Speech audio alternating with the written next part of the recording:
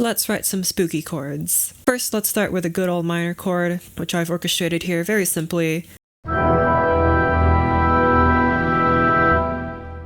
It's already quite scary, but I think we can get even scarier. Let's try a diminished chord, which is a chord built on minor thirds. To turn a minor chord into a diminished chord, all you have to do is take the fifth of that minor chord and flatten it. In this case, I've written an E minor chord, so I've turned the B into a B flat.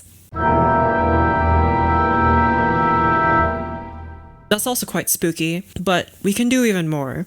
Let's take two different minor chords and play them on top of each other. In the strings and the brass, I am playing the same E minor chord, but in the woodwinds, I am playing a G sharp minor chord. The root notes of both chords, E and G sharp, are a major third away. There's more dissonance happening in the entire chord. In this example, which is F minor over E minor, the roots of the chords are only a minor second away.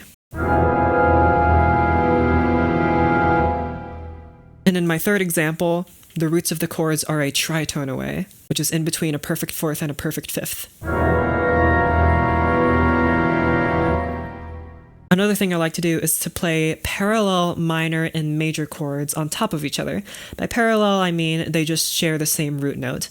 In my example, I am playing an E minor chord in the woodwinds over an E major chord in the brass and the strings, and it sounds like this.